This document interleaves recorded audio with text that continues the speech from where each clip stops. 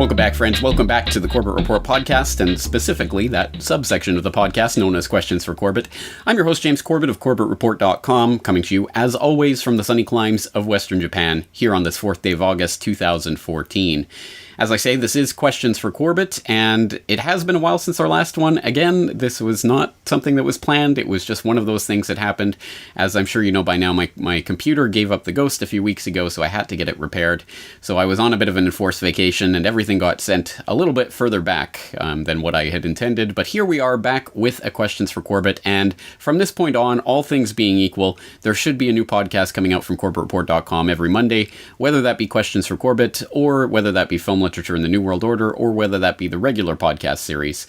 At least that is the intention, and let's hope that that happens. As I say, this is Questions for Corbett, where exactly as it says on the tin, you write in your questions and I answer them.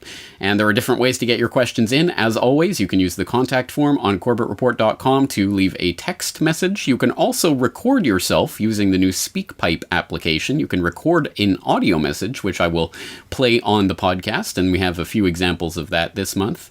We also, of course, accept your YouTube responses or your Twitter questions. Again, just use the hashtag QFC. And also, in addition, there's another way to get in touch these days. In fact, one that will get priority. That is to leave a question in the comment section of CorbettReport.com. Of course, for members of CorbettReport.com, you can log in and leave your question for Corbett directly on the website, and I will do my best to try to answer those. So again, many, many different ways to get your question in, and as a result, there are many, many, many questions that come in on a weekly basis, on a monthly basis. So again, there's been a lot of questions that have come in since the last episode of this Questions for Corbett, and I cannot get all of them I cannot answer them all in this one podcast. So as always, please accept my apologies if your question did not get answered. It is not personal. It's just we cannot physically answer them all. So here we go. We're going to open up the mailbag and get into the questions. And since the last time we had a Questions for Corbett, of course, we have seen the release of the Federal Reserve documentary. Yes, the much ballyhooed Federal Reserve documentary that I've spent several months making. So there have been quite a few questions about the Federal Reserve that have come in the last few weeks. So let's answer some of those first up and right off the bat.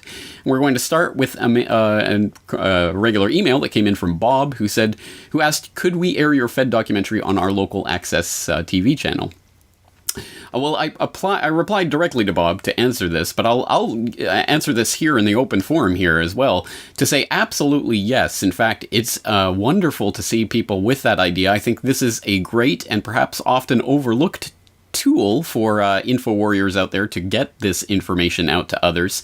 Access TV, of course, public access is a great way of getting some of these ideas out, because of course most public access will allow you to help take part in their programming, and will potentially allow you to, for example, air a documentary, assuming, of course, you have the right to air that documentary, on subjects like the Federal Reserve or what have you. So an excellent tool to use generally, and of course, in this specific case with the Federal Reserve documentary, of course, you have my blessing to play it on local access TV or wherever else that you can get it played. Of course, 100%. The answer is yes. And this is an answer to another question that I get quite a lot from people who want to support the work in the Federal Reserve documentary but don't have the money to buy a DVD, or they want to do something different than just buying a DVD. Of course, I really do appreciate your monetary support with DVD purchases. It really does help to make this work possible, and it makes future documentaries possible. But more than that, of course, there are things that you can do that don't involve any money whatsoever that can help me out.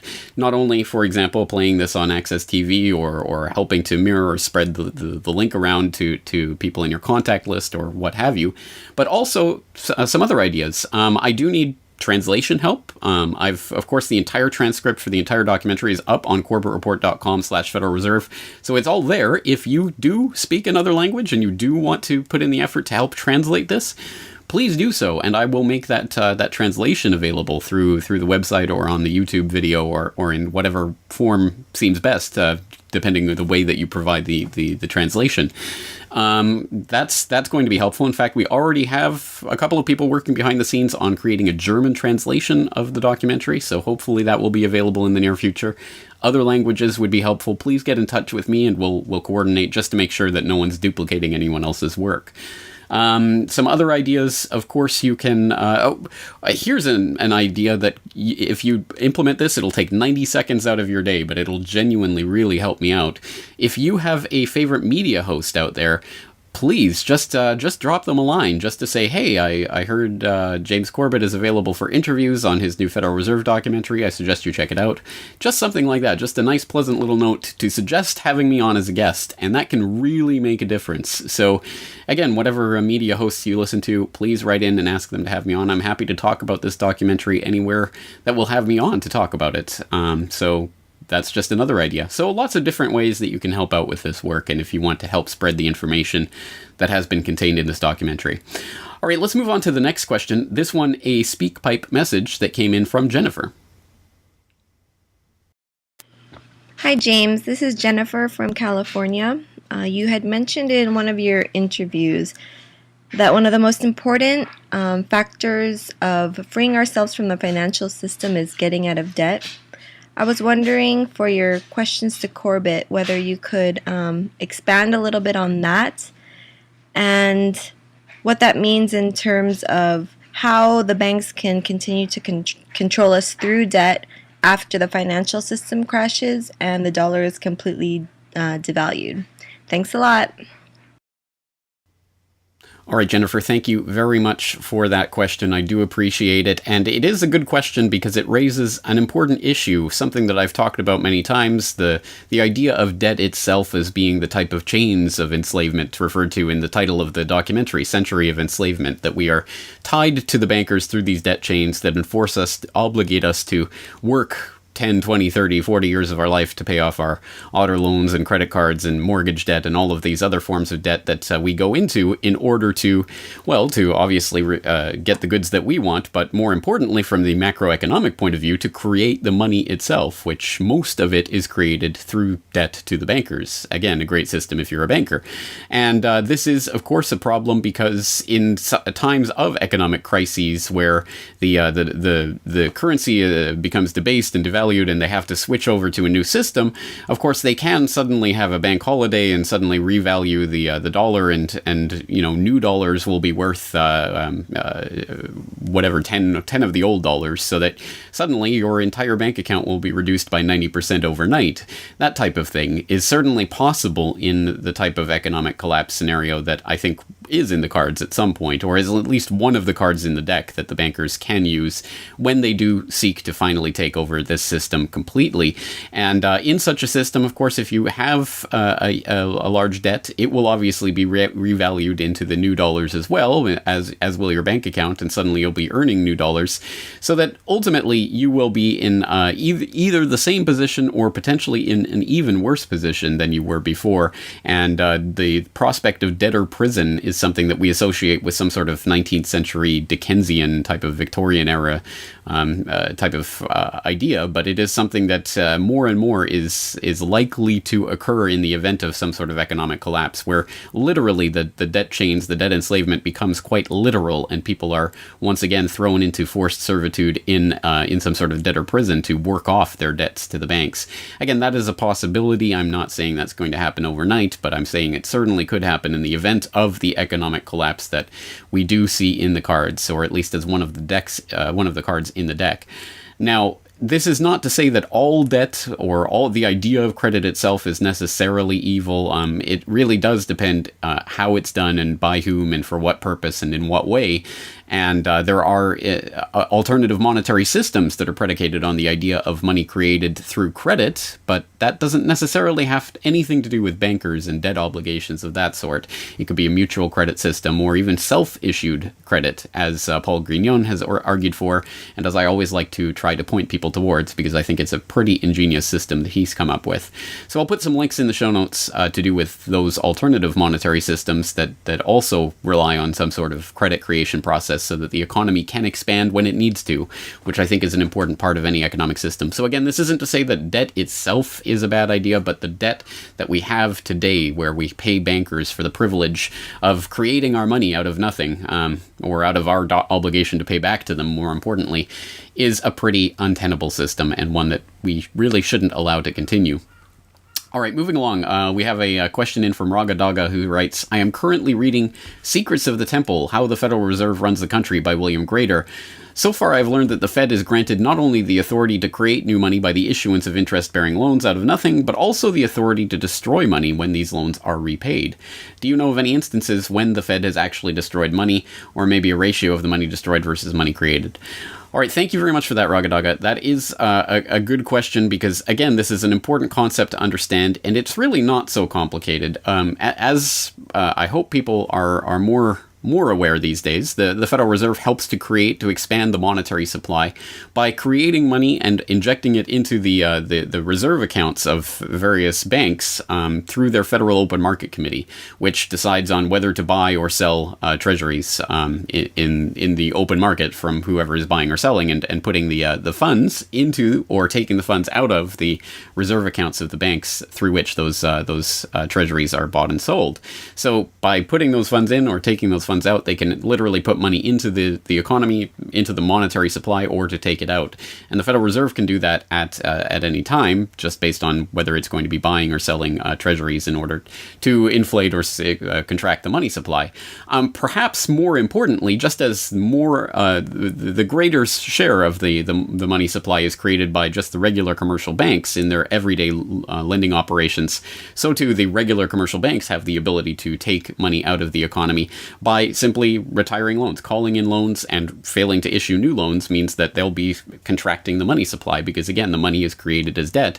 As that debt is retired, the money supply itself shrinks.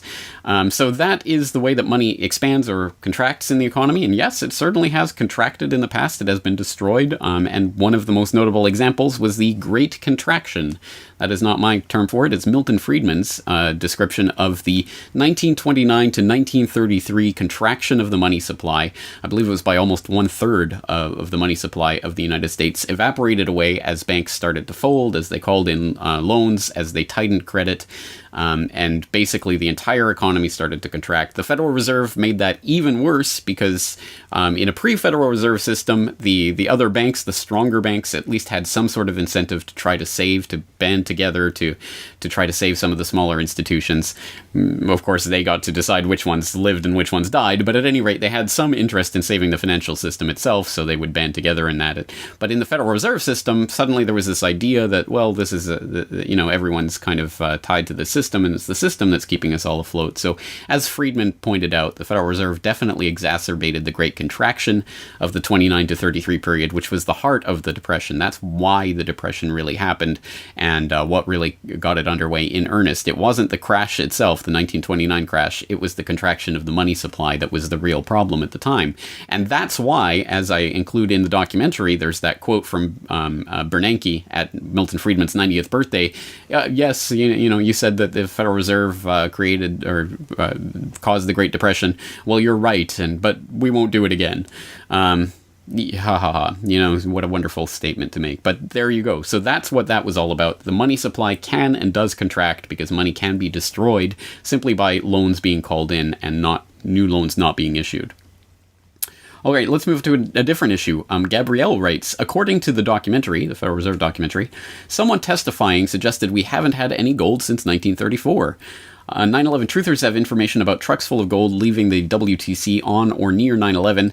It was associated with WTC 7, Bush and Giuliani, and why would our gold be stored there instead of a bank? Did they have the authority to move it using the military? I thought our money was controlled by Congress. Okay, thank you for that, Gabrielle. A few things in there to clarify. First of all, yes, there's a clip in the documentary of Scott Alvarez, I believe, a Federal Reserve employee of some sort who was testifying in a congressional committee hearing that was being run by Ron Paul. He was testifying that no, the Federal Reserve does not have any gold on its books and hasn't since 1934, when they were obligated, like everyone else in the country, to turn over their gold to the U.S. government, and they received gold certificates in exchange, which is really just an accounting thing. It has nothing to do with gold itself. It was just there to represent the value of the gold that they turned over to the Treasury, and that's what they have on their books today, and it's still valued at the $42 and 1/3 or whatever per ounce that was the statutory price of gold at the time. It has nothing to do with the spot price of gold today, the $13 $1,500 plus dollars. So that's an interesting little part of the Federal Reserve. The Federal Reserve does not have any gold holdings, not any actual physical gold, or not even anything that represents physical gold. It's a slightly different issue, though, to talk about what happened on 9/11 with the gold. And basically, for the full rundown on that, I'm going to direct people back to episode 67 of the podcast, the 9/11 Money Trail, where I did talk about this. And I highlighted a very good rundown, synopsis of this issue from 911research.wtc7.net. Talking about precious metals in WTC 4 vault, only a fraction recovered, ? And this lays it out. Basically, in the basement of 4 World Trade Center, there was a large vault that stored hundreds of millions of dollars worth of gold. It's not exactly clear exactly how much gold. There are conflicting reports from different sources, but somewhere between $650 million and $1 billion worth of gold were being stored in the vaults under 4 World Trade Center. And Giuliani made a specific point about recovering that gold, and when that gold was recovered, or as much of it as they were going to recover, that's when the firefighters were pulled off of Ground Zero, and that's why the firefighters still to this day hate Giuliani, because he pulled them off of Ground Zero, the Ground Zero cleanup, despite the fact they hadn't recovered all their fellow firefighters' bodies. So that's where that whole animosity between the firefighters and Giuliani comes from. And basically, Giuliani was in it because he wanted to recover that gold, or at least as much of it as they could. And the interesting thing is, on November 1st, Giuliani announced more than $230 million worth of gold and silver bars that were stored in the bomb-proof vault at the bottom of World Trade Center 4 had been recovered. However, again, there are different reports about how much was actually stored there, as much as $1 billion or $950 million worth of gold by a Times Online estimate, talking about COMEX Metals Trading, COMEX clients, the Bank of Nova Scotia, all storing money in that vault. There's a separate issue involved here, which is actually the Federal Reserve Bank of New York, which is, of course, not too far from what was happening that morning on 9/11. Is also has a huge gold vault, which is actually, open to the public. You can take a tour of that gold vault, or at least as much of it as they're going to show you, where the Federal Reserve Bank of New York acts as a custodian for basically central banks and large institutional holders of gold. And they, I think something like 98% of their gold vault is full of holdings for other central banks. Of course, it's a question of how much of that is actual gold and how much of it is gold-plated tungsten or whatever, and how much of it is actually owned by the central banks that they say is owned, and how much do they lease out to other people, and all of that craziness to do with Germany wanting to get an accounting of their physical gold from the Federal Reserve Bank of New York. But anyway, the point is that the Federal Reserve Bank of New York also has a very, very large gold vault. I believe it's 6,700 tons of gold, at least capacity in that vault. And the whole issue of whether or not there were hundreds of millions of dollars worth of gold that were taken from 4 World Trade Center that morning has to do with a report about some trucks that were recovered in a tunnel going to World Trade Center 5. And the initial report is a bit confusing. It seems to suggest that there were trucks that had gold that were recovered from the tunnel, but it's also written in a way that it could just be that those trucks were recovered from the tunnel that led to the vault where the gold was recovered from.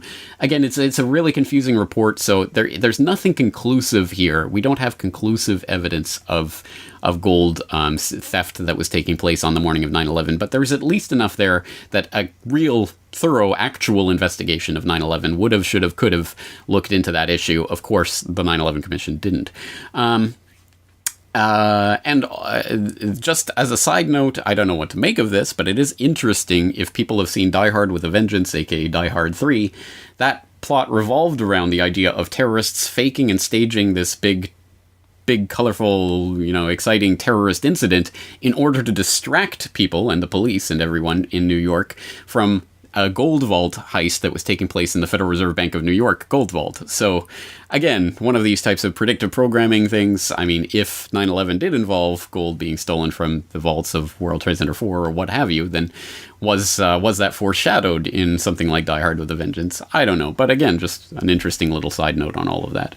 Again, I'll put some links in the show notes for all of that, so you can look into it for yourself.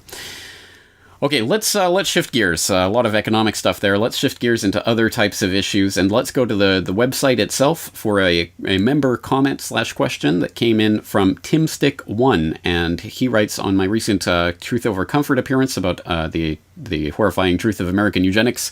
He writes, "I'm interested to know your understanding of the relationship between the eugenics agenda, multiculturalism, and Frankfurt School-initiated identity politics as understood by Gilad Atzmon. In other words, how did an attempt to reduce the non-white population develop into a defense of that population and their eventual protection by the ideology of political correctness? Are the two agendas, destruction and protection of non-whites, in any way related, or are we dealing with two completely separate ideologies?" Oh, okay, this is a very important question, and I'm glad you asked it, Timstick1, because this goes to the heart of, I think, one of the most important issues that we really face. I mean, obviously, I think the eugenics agenda is a core part of what's going on in the world and has been for the century and a half that it's been formulated and out in the open. And I think even before that, I mean, there's, as I say, the ruling elite have always tried to have some sort of justification for their ruling, or at least one that they can give to people that will make them understand it. And in our scientific era, the scientific explanation is that they're just genetically superior to us, so they deserve to be rich and rule over us, is basically the eugenics agenda in a nutshell. But people look at something like the multiculturalism phenomenon being pushed by a lot of the large, globalists and globalist politicians, etc., and all of this, and the sort of attack on traditional Western culture and values and things of that sort, and they think, well, look, Europe is being overrun by Muslims, so clearly this is an attack on the white population or what have you. I understand people's perspectives on this, but I really think when we start to play into that identity politics game is where we lose that game, because this is a game that has been constructed by the cultural engineers as part of the overall depopulation agenda to get us fighting with each other, whether it's along the class lines, the race lines, the sex lines, the sexual orientation lines, all of these ways of pitting us against each other so that we are constantly battling against each other rather than battling the people at the very top of the system. And here's the ultimate overview of what's going on here, is that the people at the very top, the people at the heads of these eugenics organizations, who happen to be the same, multi-billionaires who are at the top of the foundations and all of the structures that really undergird the globalist system and all of these institutions that wield all this political power in our current world system, including, of course, the Rockefeller family that's been intimately involved with the eugenics agenda since its inception, and who, of course, we had Rockefeller III as part of the Population Council, which was really just the American Eugenics Society by another name, etc., etc. These people at the very top of the system, they are not, first of all, they're not obviously trying to promote some sort of Muslim takeover, or, the Muslim world should be dominant over the white world, or things of that nature. That has, obviously, why on earth would the Rockefellers and Rothschilds and others want to promote that, except as a way of breaking down traditional Western culture and values, etc. And nor do they want to promote white culture or the white people or the white race or anything of that sort. It has nothing to do with your skin color or whatever. It is really a clique of parasitic criminals at the top of the system who are going to do anything to defend their little clique. They're literally bloodline family in some cases, when you look at the Darwin, Wedgwood, Huxley clan, or, the Rockefellers marrying in with the Aldriches, marrying in with all of the other, American nobility, etc. They are these tight, small groups of people who genuinely believe they are the natural rulers of the rest of humanity, and everyone else is scum. So I don't care what color your skin is, how many dollars you have in your bank account, what gender you are, or sexual orientation, or what have you. If your name isn't a Rockefeller or a Rothschild or a Vanderbilt or one of these, family names, you are not part of their clique, and you are the target. So we all have an interest in banding together against these people.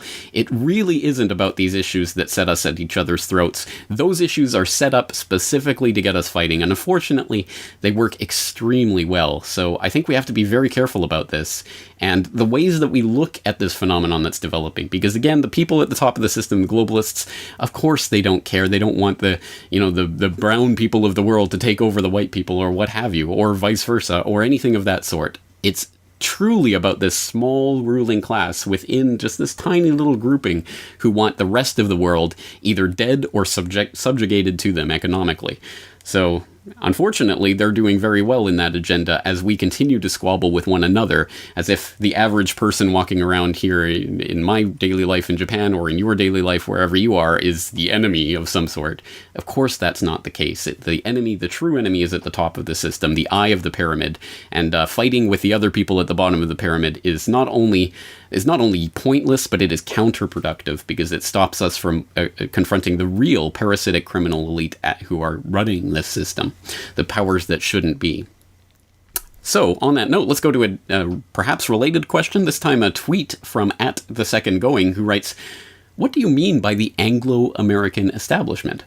Now, this is a good question because this is a term that I use occasionally. I don't think I throw it around that often, but it is a term that I use, and it does have a specific meaning, so I think it behooves us to know that meaning.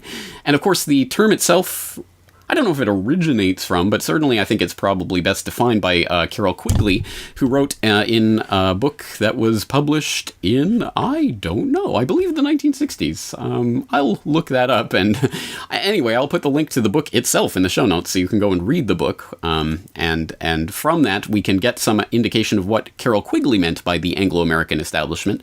Let's just read the first few paragraphs of this book from the preface. He writes, quote, "The Rhodes Scholarships, established by the terms of Cecil Rhodes' seventh will, are known to everyone. What is not so widely known is that Rhodes, in 5 previous wills, left his fortune to form a secret society which was to devote itself to the preservation and expansion of the British Empire. And what does not seem to be known to anyone is that this secret society was created by Rhodes and his principal trustee, Lord Milner, and continues to exist to this day. To be sure, this secret society is not a childish thing like the Ku Klux Klan, and it does not have any secret robes, secret hand clasps, or secret passwords. It does not need any of these, since its members know each other intimately. It probably has no oaths of secrecy, nor any formal procedure of initiation. It does, however, exist, and holds secret meetings over which the senior members preside. At various times since 1891, these meetings have been presided over by Rhodes, Lord Milner, Lord Selborne, Sir Patrick Duncan, Field Marshal Jan Smuts, Lord Lothian, and Lord Brand. They have been held in all the British dominions, starting in South Africa about 1903, in various places in London, chiefly 175 Piccadilly, at various colleges at Oxford, chiefly All Souls, and at many English country houses such as Tring Park, Blickling Hall, Cliveden, and others. This society has been known at various times as Milner's Kindergarten, as the Round Table Group, as the Rhodes Crowd, as the Times Crowd, as the All Souls Group, and as the Cliveden Set. All of these terms are unsatisfactory for one reason or another, and I have chosen to call it the Milner Group. Those persons who have used the other terms, or heard them used, have not generally been aware that all these various terms refer to the same group. It is not easy for an outsider to write the history of a secret group of this kind, but since no insider is going to do it, an outsider must attempt it. It should be done, for this group is, as I shall show, one of the most important historical facts of the 20th century." End quote. All right, we'll leave it there. Again, the entire book is there online for you to read, and I suggest you do so to get a better handle on this group and Carol Quigley's approach to it. Of course, this is ultimately the same type of nexus that he was writing about in Tragedy and Hope, and his other writings, and that he talked about in interviews. Again, there's an early episode of the Corbett Report podcast talking about the Round Table Group that I will include in the show notes, so you can go and listen to that and get a better grasp of these people and who they are. But this, of course, was the big quotation that's often quoted from Quigley, and these powers had a far-reaching aim for international capital, the creation of a system of economic control in the hands of a very few, coordinated through the Bank for International Settlements in Basel, Switzerland, the central bank of central banks. Again, that's a paraphrase, but you can find that quote easily enough online. Now, this Anglo-American establishment concept has been taken and sort of added or used in various forms by various people, throwing around different interpretations of it and who's behind it, etc. But that's kind of the genesis of where this idea comes from. And I think it's a very important thing to take a look at for many reasons. And one of them is simply that it provides us an idea of how these secret societies, the really important ones, actually function, which isn't necessarily through robes and hand clasps and things that we traditionally associate with secret societies, but it's a group that's small enough that these people all know each other, they all interact, they don't need to be told, don't spill the secrets, because they're all in on it. And that's the inner circle of the inner circle of the inner circle, and around themselves they construct these larger outer circles of a Bilderberg group of 125 members, or a Council on Foreign Relations of 5,000 members, or larger and larger rings of larger and larger people who may not know anything at all about the real nucleus inside the core of that group that steers the agenda. And again, that's the concept of rings within rings, which G. Edward Griffin has presented on. I'll include a link to his presentation, and which I've attempted to basically delineate in a shorter eye-opener report, which I will also include in this. So that's my first approximation and an attempt at an answer at that very expansive question. So thank you for that at the second going. Okay, next we have an email in from Vin, who writes, during her speech, some analysts are saying Christine Lagarde, was hinting that July 20th, 2014 would be a significant date, possibly the global currency reset. Your thoughts? ?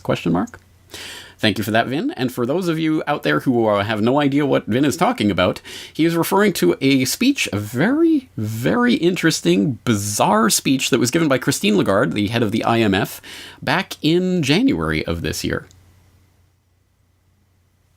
Now I'm going to test you numerology skills by asking you to think about the magic 7. Okay?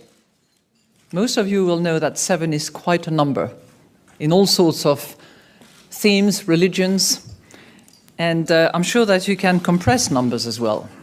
So, if we think about 2014, all right, I'm just giving you 2014, you drop the 0, 14, 2 times 7. Okay, that's just by way of example, and we're going to carry on. So 2014 will be a milestone and hopefully a magic year in many respects. It will mark the 100th anniversary of the First World War back in 1914. It will mark the 70th anniversary, drop the 0, 7, of the Bretton Woods Conference that actually gave birth to the IMF. And it will be the 25th anniversary of the fall of the Berlin Wall. 25th. Okay. It will also mark the 7th anniversary of the financial market jitters that quickly turned into the greatest global economic calamity since the Great Depression. The crisis still lingers. Yet, optimism is in the air. We've left the deep freeze behind us, and the horizon looks just a bit brighter. So my hope and my wish for 2014 is that after those 7 miserable years, weak and fragile, we have 7 strong years. Now, I don't know whether the G7 will have anything to do with it, or whether it will be the G20. I certainly hope that the IMF will have something to do with it. All right. Again, an interesting little speech. There's more to it. I'll let you go watch the full speech, or at least the relevant video online that takes the highlights of that speech. But very interesting, and all around revolves around this magic number 7. Again, pretty strange. And one thing to keep in mind was this speech was given in January, which was before the G8 became the G7 once again, and she's referring to the G7. I mean, again, there's some interesting things in there. And basically, this video goes on to conclude, yes, that something she's referring, like when you add up all these numbers in a certain way, you get to July 20th, 2014. I include this question, although it is clearly after July 20th, 2014 right now, and July 20th was not a significant date. There was no global currency reset or what have you. I'm including this because it's it's an example of a phenomenon that in the entire time I've been doing the Corbett Report, I don't know if there's ever been a time in which there hasn't been some date that someone has suggested, oh, everything's going to change on this date. It's numerological. Look at, 777, something's going to happen, or what have you, whatever that date might have been. There's always some date that people are looking forward to. In this case, it was July 20th, and everyone was getting panicked. Oh, what's going to happen on July 20th? Again, it's this idea of numerology and there are numbers behind things, and the secret elite that shouldn't be, the powers that shouldn't be, are obsessed with this numerology. I see certain things in that, and I think there are certain things to that idea, but it has never, ever once been used to accurately predict any sort of event. Never. I've seen thousands of predictions. This date, that date, it's going to happen. This is going to happen on that date. Look, it's all numerological. Every single one has failed. So just working inductively here, I'm going to say that until I see someone who is actually able to predict real world events based on these numbers alone, I take them with a great big grain of salt. It's easy to come up with numbers and things after an event happens, but it seems to be impossible before the event, and hey, I'd love to be proven wrong. Someone please predict an event just based on the numbers alone. I don't think it's going to happen. But again, having said that Lagarde speech was very interesting and very strange for a number of reasons. And now people are looking at not only the 777 that went missing a couple of months ago, but now the 777 that was just shot down in Ukraine, and it was Flight 17, and all of the sevens that add up in the date that it was first flew and the date that it crashed, and all of these things. There's sevens floating around in there, and again, I mean, I'm willing to entertain the idea that there's something behind it, but as for predictive value in this, I don't see any. I've never seen anyone predict anything through these numbers, so I take it all with a hefty grain of salt. Well, let's leave that there. Let's move on to the next question. Again, a speak pipe question, this one coming in from Toby. Now, I know that there are many very smart people who may or may not work for the government that could make a teeny drone themselves for spying at events like Bilderberg meetings, the Fed closed-door meetings, spying on royal families like the Cobart, Gothas, and so on. The government has drones the size of mosquitoes and much likely smaller, so why has nobody made a drone using it against the government? I'm not talking about the drone that somebody flew over the NSA building that was huge. I'm talking about really teeny drones that have excellent microphones and cameras that can spy on these crooks. So, yeah, anyways, thanks for your time, James, and your brilliant work. All right, bye-bye. Thank you for the question, Toby. It's an interesting question, because the question, I guess, is in some way, can we use these technologies that we know they're using against us? Can we use it effectively against them? In the case specifically of these drones, I'm pretty skeptical that this could be used against the Bilderberg or whatever, because, again, I mean, they have these billions of dollars in black budgets to play with. I mean, who knows how much of this phony, funny money they have to throw around at these questions to create these technologies that we can probably only but dimly guess at from the outside. I mean, who knows, again, what's really happening in the bowels of the Pentagon and in DARPA and these other black research projects that we don't know about until many, many decades after the fact, usually. So they have all of this money and time and technology to create these technologies and these miniaturized drones. Who knows how small they really are? Of course, they admit to insect-sized drones, but I mean, who knows how small they really get and how sophisticated that technology really gets. The question is, even if we were able to get our hands on similar technology to what we think they have, some sort of miniaturized drone, an insect drone or what have you, don't you think they would have the defenses against that? Don't you think they have the ability to scan and sweep for detection devices of various sorts? I mean, sweep for bugs, as it were. Bugs, quite literally, I suppose. It just seems natural to me that they would develop the defenses against this technology at the same time they develop the technology itself. I don't think we're going to win that head-on technological arms race, because again, they have however many billions of dollars in this phony, funny money they print out of nothing to throw at these problems, and you and I have, a couple of dollars to scrape together at the end of the month. So, I don't know. I mean, I don't want to say that I'm not opposed to people trying, I guess, to technologically counteract what's going on or to use this technology against them. I don't think it would get anywhere, and ultimately I think you're probably just going to get thrown in one of their prisons and locked away in a cage for attempting to do so. I just don't. I fail to see that type of technology is going to be successfully used against the people who control and own and create that technology. Maybe I'm just being overly cynical, but I don't see how that would work. Let's move on to a Twitter question from Dan, aka @dwake216, and he writes. James was interested in your take on this. They claim it to be a much more likely scenario, and he provides a link to a website that is actually no longer online, but using the Wayback Machine you can find it, and links to various sources. And it's an interesting little website that claims, of course, that the whole Fukushima thing from top to bottom was a hoax, and it seems to claim everything about the Fukushima was a hoax. That the earthquake either... It happened, but it wasn't quite like the earthquake they said it was. The tsunami wasn't like the tsunami they said it was. The meltdowns at the reactors weren't like what they said it was. Everything is a hoax, but I'm not exactly sure what that implies in this overall framework that they're trying to set up. Again, I've seen this type of idea. There's quite a few people who are propounding these types of ideas. And let's just take one of the claims that they throw around on this. Again, they throw 100 claims at the wall, and I guess like spaghetti, they're hoping something will stick. But one of the claims that they throw around is that the earthquake, which of course was a 9.0 magnitude earthquake on the Richter scale, they say, no, it wasn't really a 9.0.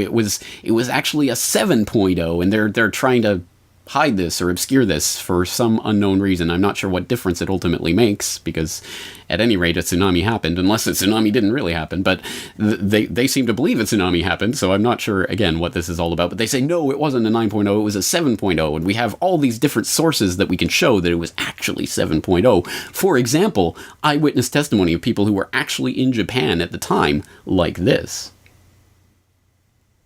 Oh my gosh. Okay. So we're walking now, and I'm in Makuharimese, and we just experienced a 7-point earthquake.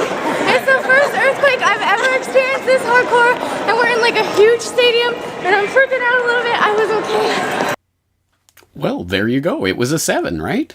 There you go. It wasn't a 9.0, it was a 7, as confirmed by people who were there. And other sources. There are all sorts of other maps and things that people will point to in this regard that all seem to show that this was a 7, 6.67 in some cases, or something around that regards. And somehow this got all covered over, and now the USGS and all these other organizations are in on this big conspiracy to make it a 9.0, when it never was such. It's all part of the Fukushima hoax, I tell you. This is one of those things that bring to mind that quotation by Thomas Jefferson, where he was talking about newspapers at the time, and he said that people who read newspapers in this day and age are probably less informed than people who don't read them at all, because they think they know about something, but people who actually know about that particular piece of knowledge know how badly the newspapers communicate it, so to the point where people who read it are basically just being misinformed. And this is, I think, one of those cases, because there is a very, very basic and central point to the discussion of the size of an earthquake, the intensity of an earthquake when it comes to earthquakes in Japan, that if you're in Japan, you probably know about, and if you're not, you probably don't, and it really does affect everything. There is actually a different seismic intensity scale that Japan uses than the one that is currently internationally used, the Richter scale. These are different readings on different measurements, and they are different scales that actually can't even be directly compared because they measure different things. Just reading from the general about the Japan Meteorological Agency seismic intensity scale.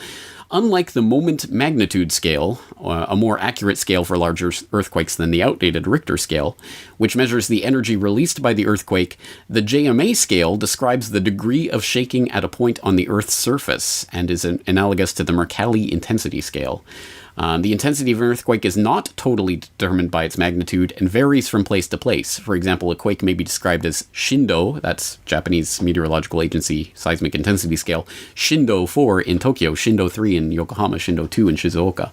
So there is a scale, and it's Shindo. It's measured from 0 to 7, and it measures the actual shaking at the Earth's surface at various locations. So it varies from place to place, even in the same earthquake. Now, this, again, is something that's very common, I mean, this is something that everyone in Japan knows, and probably people outside of Japan don't know about, that Japan has its own scale that they use to measure their earthquakes. And again, this runs from 0 to 7. In fact, there's 10 points in this scale, because there's a weak 5 and a strong 5, a weak 6 and a strong 6, and then 7. So there's actually 10 points on this scale. It goes from 0 to 7, and it measures something different than the magnitude scale that's used for internationally. Now, any guess on what the Shindo reading of the Tohoku earthquake of 2011 was? That's right, it was 7, the strongest, 7.0. It was a 7 on the Shindo scale. And if you ask anyone in Japan, how strong was this earthquake? If you ask a Japanese person, like I asked my wife not so long ago, how strong was this earthquake? She said it was a 7, because that's how Japanese have been told about this. That's in the Japanese meteorological agency seismic intensity scale. It was a 7. So that's where a lot of this confusion comes from. And even the maps that these people who are putting this out point to, they say, no, there's some confusion between the Shindo scale and the Richter scale. But look, you can get this confirmed by different sources. Look, this map, for example, shows the Richter scale measurements. And it shows there was a 5.6 just 24 miles from the epicenter, or a 6.67 at the strongest intensity. And they put this map out there, and it comes from the Japanese Meteorological Agency and different sources. So it looks like it's very professional and it's very officially sourced. But it's actually kind of head-scratching, because, well, not head-scratching, head-slapping, more like it, because if you look at the source they provide, that they say, no, this is Richter scale, it's saying 6.67 on the Richter scale, right next to that 6.67, it says, in Japanese, it says Shindo 7, Shindo. It's the Shindo scale, and it says right there in Japanese. But obviously, the people who put this out can't read Japanese and don't really understand the system that they're talking about. It's really, I mean, it's just, you've got to shake your head and wonder, because at the most gracious interpretation, the people who forward this myth are just ill-informed, shall we say, and don't know what they're talking about, and forwarding this misinformation. At the other end of the scale, of course, it could be deliberate disinformation to muddy the waters. At either way, they've got it wrong. And these are just some of the basic things that, again, people, it's just such basic knowledge here in Japan, but people outside of Japan probably don't know about it and don't know how to read Japanese and things of that nature, so they just can't actually understand this information. And it's sad that this gets propounded and gets believed by people outside who have every reason to believe, well, someone's writing this on the internet, why would they be lying to me? Or how could they possibly get it wrong? So again, don't take my word for it. Look at some of the links I'll provide in the links section, the show notes. And again, we have to be smarter about these types of things, because there are people out there who either don't know what they're talking about or do know what they're talking about, who are spreading bad information about things like this that lead to a lot of confusion. All right, let's leave that there. Let's move on to Eddie, who writes, I am sure you are aware of the Ebola virus in Western Africa that has killed hundreds and infected over 1,000 people. My question is that, will the Ebola virus mutate and kill 90% of us all, or is it just more fear-mongering from the MSM? Yes, this is a very timely question, obviously, with this current Ebola outbreak taking up some headlines and a lot of people concerned about it, and I think for good reason. There's different takes on this. Some people, like John Rappaport, is basically saying that this whole thing is a hoax and that Ebola is not nearly so contagious as they're saying it is. And for example, you can read his Ebola covert op in a hypnotized world for more on his take on it. But I think ultimately this phenomenon seems slightly different than the swine flu of a few years ago, because the swine flu, as we now know, and it's been admitted, it's been investigated by the European Council and others, it was a stage-managed crisis that was really perpetrated and hyped by the World Health Organization, specifically people on their panel for declaring a pandemic emergency, who were themselves connected to the very companies that made the swine flu vaccines that were rushed out in the wake of this to capitalize on that really stood to make, the companies made billions of dollars off of these vaccine contracts, or hundreds of millions. It was clearly a big swindle that went on in the name of this hype that they themselves created, and ended up killing far fewer people than the average flu virus does. So the swine flu virus was a lot of hype, a lot of panic and commotion. There was the monetary part of that. There was also some, obviously they moved the football further down the field in terms of implementing medical martial law. I've got a podcast episode about that you can listen more about that, and how they put in a lot of legislation to deal with potential future pandemics on the back of that swine flu hysteria. I think the Ebola thing that's happening right now is different. It doesn't look like they were prepared for this beforehand, and it doesn't look like they're trying to... In fact, there are certain vaccines, or at least potential vaccines, that are actually being blocked by the FDA right now. So, again, I think this is a different phenomenon entirely.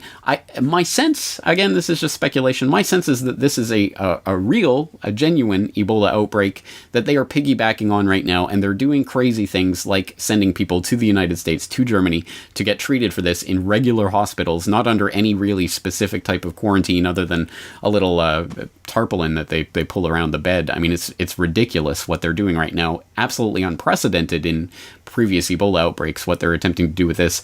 My sense is that they are trying to spread the panic, certainly, and I don't think that this is the big depopulation bioweapon that they're releasing right now, but I think it is preparatory to that. And I think ultimately, at some point, a bioweapon release is going to be the depopulation tool of choice when we get to that part of the endgame. And I don't know how far away that is, but I think ultimately that will be used. And events like this, I think, are going to be preparatory to that. Seeing how the population reacts to it, seeing how the fear and the hype spread through the media, seeing what they can put out there, how much they can manipulate just the scientific understanding. They're trying to say that this isn't really communicable through air, but in fact, recent research has shown that Ebola is communicable in that way. So again, I mean, there's so many different aspects to this. I don't think that ultimately, my sense isn't that this is a staged bioweapons release. But again, that's speculation as well. And as staged bioweapons releases could happen in a lot of ways. There could be genuine accidents that come from government research facilities that end up spreading out into the population. There could be deliberate spreading of bioweapons by crazed lone nut rogue scientists who just, there's too many of us, let's get rid of some. The sort of 12 Monkeys or V for Vendetta scenario. Or there could be, of course, the staged, managed one that comes from the top, as in depopulation now. So again, there's so many possibilities to sort through, and again, the action will be in the reaction. But however it plays out, it plays into their hands insofar as it actually helps to spread the panic and helps to move the football even further down the field towards eventually the implementation of medical martial law. So I think we have to be very wary of that. And again, I'll put in a link to that podcast so you can read more about that. Okay, let's move on to Dan, who has a SpeakPipe message. Hey James, in your Bitcoin interview with Roger Ver, did you eventually receive your 0.1 Bitcoin? The suspense is killing me. Thank you for that very monotonic question, Dan. Actually, yes, if you rewatch the very, very end of that interview, you'll see that, in fact, yes, I did get my 0.1 Bitcoin. It was literally, I just got logged out, and when I logged back in, it was there. That's my... Okay, so I will scan that. And I will send you 0.1 Bitcoins, which is around 5,000 yen. A little bit more. Wow. And while we're finishing up, that can process. How long does it take a transaction like that to process? If you check your phone right now, you should have it. I have to sign in again. Speaking of which, I can confirm I actually did get the 0.1, so thank you very much. Thank you. All right, thank you. Thank you. All right, always good to have a very simple and straightforward question to answer. Okay, let's move on to the next question here. In fact, this one comes from Deborah. It says, seeing BRICS take hold and opened for business has brought forth both questions and concerns. At first I was delighted, then skeptical, and now confused as Germany has joined the ranks and many more countries are knocking at the door. I was wondering if you might share your thoughts to how these mergers may affect the international banking cartel's stranglehold on society. Did we just shift into Mach speed down the New World Government highway headed right for the World War III cliff, or is BRICS the detour that offers real hope for humanity?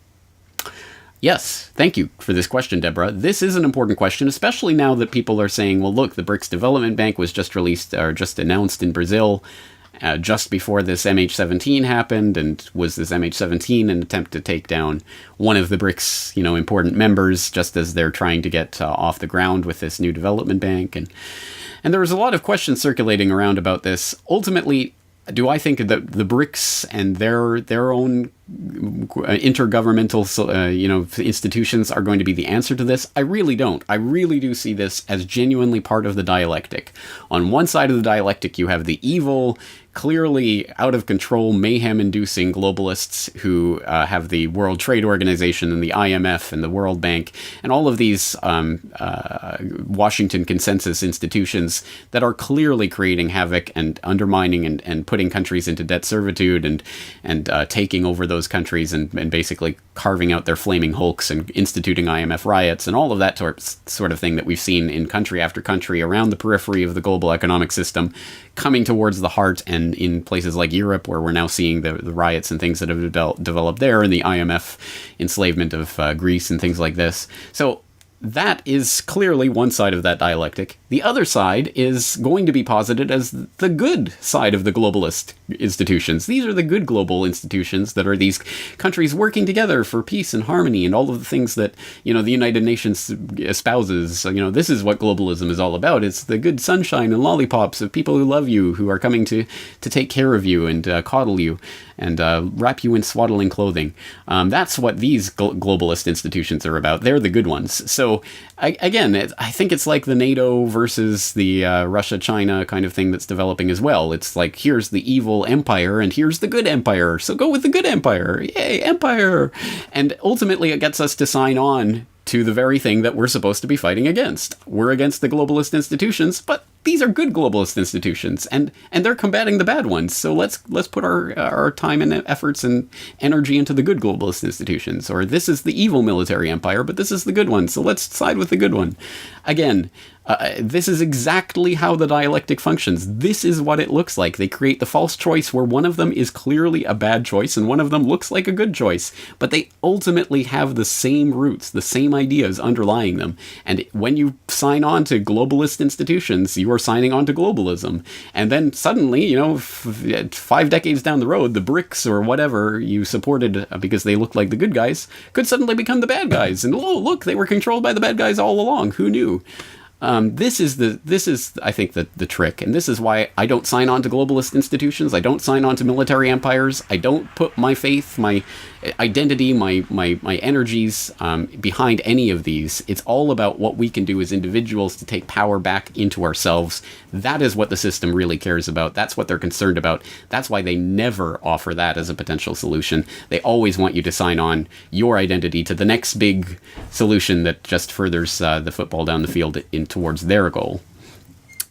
Okay, having said that, let's close up this Questions for Corbett. As we always do, we try to include one positive comment of someone who's changed their life in a positive way. In fact, I've had a couple, and sorry, Garrett, I promised I was going to put yours in here, but we don't have time for it. Let's just go to Tom, who put in a SpeakPipe message about the Corbett Report and how the alternative media has changed his life. Hi, Corbett. I haven't followed your work for a few months now. I've been very busy working on my blog posts, but also musical compositions and even pastel drawings, all of which have been inspired by your political observations and information. So thanks to you, I just want to say good news. I've achieved more freedom than I ever could hope to achieve, because you made me feel allowed to actually do my own stuff and actually say what I wanted to say. So it's testimony to your exceptionally magnanimous spirit that you had such an effect on me. The battle we're fighting, in different ways, is an old battle between wisdom and ignorance. And there is a lot of confusion out there, a lot of manipulation, calculation, and it's literally an everyday struggle to try and find oneself in all this ocean of disinformation, petty-mindedness. It's a real daily struggle. So as someone who has made a lot of effort to try and carve their own nest against the tide, I understand the magnitude of your achievement, and I just want to say bravo. Okay, Tom, thank you very much for that message. People who are interested in Tom's website, commemoratum.blogspot.co.uk, I'll put the link in the show notes so you can go follow that and take a look. Once again, this media is making a difference in people's lives, not just the Corbett Report, of course, alternative media generally. It is having an effect. I know that there are a lot of people who get frustrated because they have people in their own lives who reject this information. Do not give in to the frustration. There are a lot of people out there who will reject you or ridicule you or